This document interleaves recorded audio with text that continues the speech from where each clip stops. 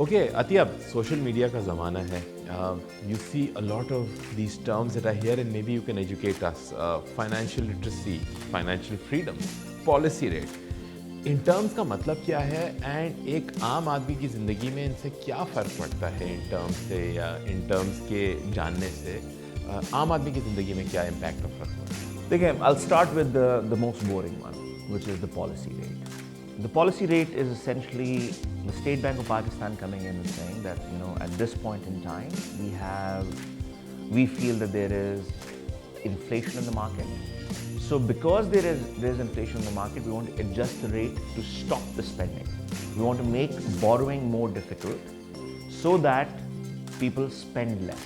Pakistan actually has its own specified rate, which is now the Karachi Interbank Overnight Borrowing Rate. KIBOR ठीक है, तो ये तो policy rate हो गया, काइबोर हो गया. So Kaibor is determined by the policy rate that is set by the regulator. ठीक है.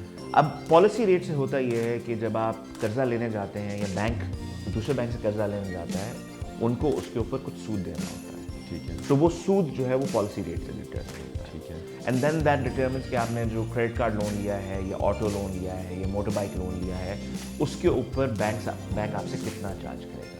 ठीक है. कि जब बैंक आपको पैसा देता है तो उसके अंदर चंद चीज़ें होती हैं जिनको ख्याल रखना होता है. सबसे पहले एक चीज़ होती है कॉस्ट ऑफ फंड्स. तो जो पैसा वो आपको दे रहे हैं उसकी उनको कितनी लागत पड़ रही है. ठीक है. दूसरी चीज़ होती है कॉस्ट ऑफ एडमिनिस्ट्रेशन. उस पैसे को मेंटेन करने के लिए, मैनेज करने के लिए उनकी कितनी पैसे लग रहे हैं. सो उसमें तनख्वाहें आ जाती हैं, ब्रांचेस का किराया आ जाता है, हेड ऑफिस का किराया आ जाता है. तीसरी चीज़ होती है cost of default. It means कि ज़्यादातर लोग तो पैसा वापस करेंगे, लेकिन चंद लोग जो पैसा नहीं वापस करेंगे उसकी वजह से बैंक के कुछ नुकसान होंगे. तो वो कॉस्ट ऑफ डिफ़ॉल्ट क्या है. ठीक है. इन तीन चीज़ों को मिला के जो एक्चुअल कॉस्ट होती है वो बैंक को पड़ती है उस पैसे की. ठीक है. उसके ऊपर वो बैंक आपसे एक रेट चार्ज करता है. ठीक है. जो बैंक वो रेट चार्ज करता है, जो बैंक को कॉस्ट पड़ती है, उसके दरमियान में जो डिफरेंस होता है उसको हम बैंकिंग दुनिया में स्प्रेड कहते हैं. That is the money the bank makes, that is the profit the bank makes. Okay. So the higher the policy rate, the more expensive the money for the bank.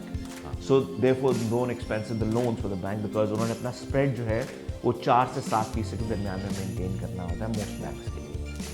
Now financial freedom जो है it has nothing to do with banks and it has nothing to do with government.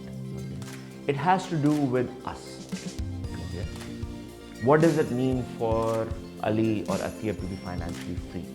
That means कि जब आप अपना बिजली का bill अदा करने जाएं तो आपको ये परेशानी ना हो कि यार मेरे पास पैसे हैं कि नहीं है. जब आप अपने बच्चों की फ़ी अदा करने जाएं तो आपको ये परेशानी ना हो कि मेरे पास इस महीने की फ़ी देने के लिए पैसे हैं कि नहीं है.